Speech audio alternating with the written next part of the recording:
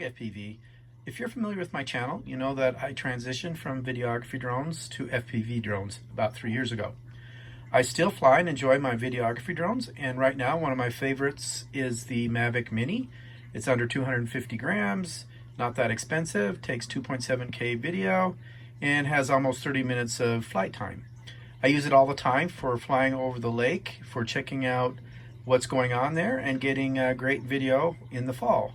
The only downfall of it, it's not FPV. Sometimes I just want to fly over the lake doing what I call reconnaissance flying. Basically just cruising around. Due to the Mavic Mini's video feed latency, it's just not that safe to fly at lower altitudes. Also, not being FPV, it's not very immersive. I mean, yes, I could fly a Mavic Air that I have with the older DJI goggles, but then there's still the long latency issue that you have to deal with. So when Flywoo announced the Explorer Long Range, which is a collaboration of Flywoo and Dave C., I was super excited. If you're not familiar with Dave C., he is a very talented DIY frame designer and Thingiverse contributor. He also has a very good YouTube channel, and I highly recommend checking him out. The link is below.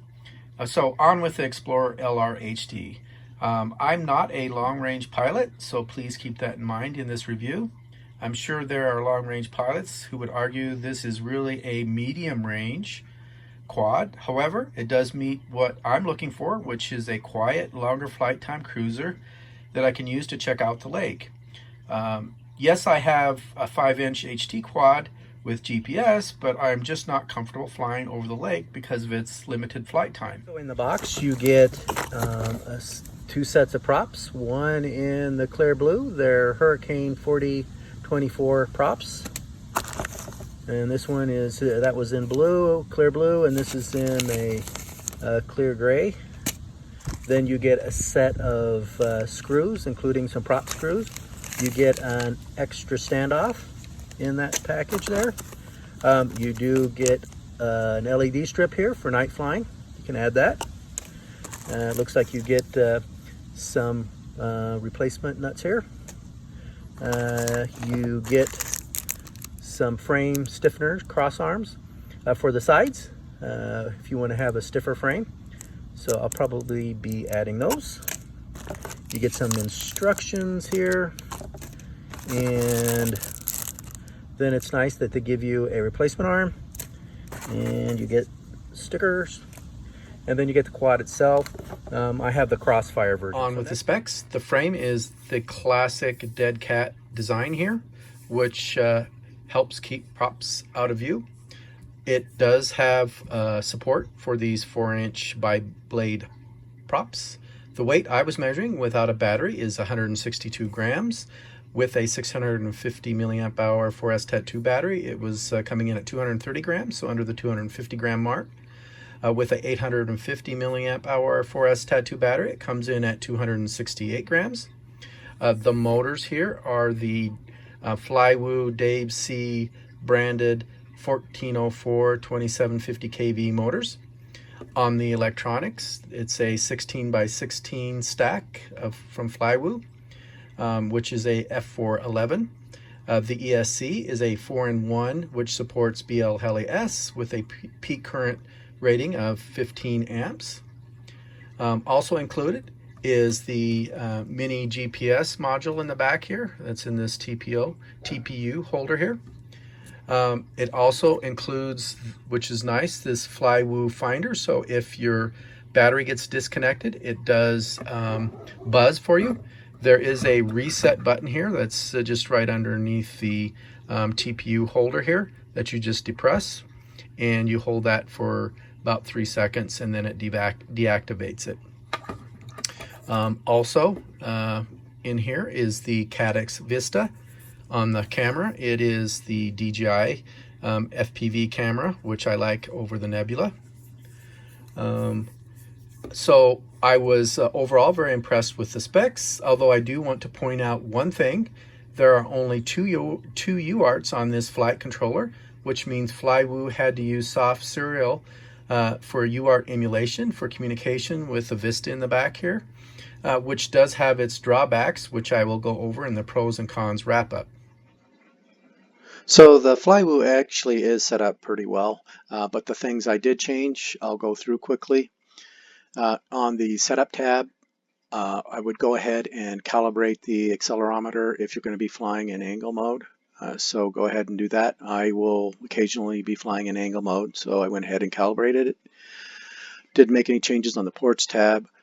On the configuration tabs, I want to point out a few things. The first is you might have a tendency to change the PID loop frequency like I did, bumping it up to 4K, and then moving this up to D-Shot 600, and then maybe turning on bidirectional D-Shot, and those are things that you don't want to do. And the reason being is the flight controller that they're using is an F4 flight controller with only 2 UARTs. So what they did as an extra UART, they're using soft serial to emulate a UART to talk to the Vista. So if you were to turn on things that are processor intensive, like bidirectional D-Shot, bump the PID loop frequency up to 4K, it's going to impact the OSD because it uses the soft serial interface to communicate with the Vista unit. So don't make any changes there. The other thing to point out, they do have motor stop on. I run with motor stop on. You might not want to do it that way. I'm just pointing that out, that if you have concerns about that, you need to turn that off. I turn off air mode. That's just the way I set things up. It's on a switch, so it's just my standard configuration, but it does have air mode on, which for most pilots is fine. They also had all the beepers turned on. I went ahead and turned on the things that I like turning on. So nothing special there. The next thing, power and battery, didn't make any changes there. PID tuning. Now, they actually did tune this thing so that it flies good because it is a fairly light quad, and it's really, the motors are designed for efficiency. They might look like, oh man, I'm going to have hot motors. And then when I first looked at it, I thought, oh boy, I'm going to need to test this thing out, which I did, but don't mess with it. The PID settings are fine. You don't have hot motors. In fact, they are stone cold. So the PID tuning that they did is fine. So I wouldn't monkey with it. Unless you're a very good tuner. I'm a mediocre tuner, so I wouldn't bother. The tune that they have on here is specific to the Flywoo Explorer LR, so leave that alone. On the Modes tab, this is just the way I set up things. So I move some aux channels around, but specifically I use aux4 for GPS rescue. I think they had it on aux3. And then I always have the beeper on aux3. My flight modes are on aux2. And then I also have aux3 that is controlling flip over after crash. I use a 3-position switch for that, and in conjunction with that switch, 3-position switch, that's where my beeper or buzzer goes as well. So moving on to the receiver tab, I didn't make any changes here. It was already set up for AETR1234. So the last thing I'm going to talk about is failsafe and GPS rescue. So I'm sure the long-range pilots already know this. GPS rescue is really a last resort type feature. It's for a case that you're running TBS Crossfire, and let's say that you're way out and you start losing video feed. You can use GPS rescue, to where it'll start returning to home, where you get closer to your home point to where you start getting your video feedback. It's really a last resort type feature. It's not like a Mavic Mini return to home feature. It's sketchy at best. So please keep that in mind. The only minor changes I made was, of course, since I'm running on aux4, I had to remap that for GPS rescue switch. Then also, if you look over here, allow arming without a fix, I turn that off. It just forces me not to make the mistake to take off before I have enough satellites for setting the correct home point. Because without that, you might take off, think you have GPS rescue working correctly, you flip the switch, and it doesn't return to home. And so again, this forces you it just ensures that you have enough satellites for a lock to set a proper home point. So I always turn that off. The only other change I made is fail-safe only for sanity checks. Essentially what that does, it allows you to arm, or I should say activate GPS rescue if you are within 100 meters. Because without that, basically it'll just fall out of the sky. So I always usually set fail-safe only on as far as the sanity checks, because it makes it more like a return to home type feature. No matter where I'm at, I hit the button and it's going to activate GPS rescue. So those are the only changes I made. So I'm going to go over 3 quick tips. Tip number 1, if you're going to a new location and you want to get a GPS lock but are concerned about the Vista heating up, what I do is I have this a battery pack here, and I have this magnetic USB connector here. I just plug that in, so it's just magnetic, so it's easy to plug it in and out without wearing out the USB plug here. So the idea here, when you're going to a new location, there is a coin battery in these GPSs, you can see right there, that keeps the coordinates of your last location as a home point, essentially. So when you go to a new location, it takes a while for the lock to occur. So what I do, instead of plugging in the battery, this thing doesn't need a battery to power the GPS module here. As you can see, it's on. So you just leave that plugged in and then wait for it to get a lock, and that's represented by this green flashing LED here. Tip number 2 is I would recommend putting these little pads on the ends of the arms, because what contacts first when you land is the buzzer here, and so eventually that's potentially will crack if you keep landing on concrete or something like that. The last tip is on the camera angle. It came all the way down, which is about 15 degrees. This thing really isn't the best at flying really slow proximity type flying. You can, it's just not the most stable. So I would recommend at least a 20-degree camera angle. That will get you to a speed that it flies pretty good. And you can see that is actually what the angle is on the TPU camera protection here.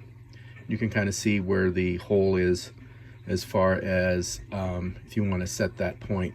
Now you can go to a higher camera angle and it'll fly, you can fly it faster obviously, and of course you want the horizon to be level. So yeah, you can, if you're a faster pilot, you could do that, but it doesn't fly the best at really slow speeds. So I would say a minimum of 20 degrees is kind of the starting point, and I don't fly that fast, so 20 degrees works great for me.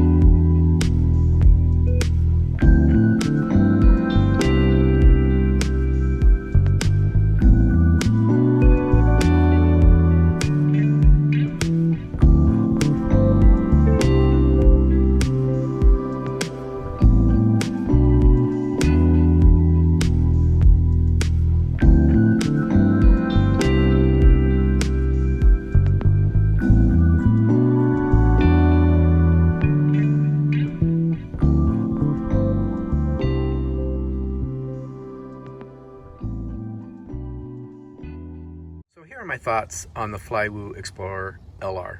First, the pros. It's lightweight and gets you under the 250 gram bar with a 650 milliamp hour 4S battery. It's a very stealthy, quiet flyer, which I appreciate. People aren't going to be bothered by it. I can barely hear it when it's flying over my head, so I think that's good. I also like the dead cat design with no props in view, which is good for exploring. Also, of course, it has very long flight times. I was getting a little over 6 minutes with a 650 milliamp hour 4S battery, and over 8 minutes with a 850 milliamp hour 4S battery.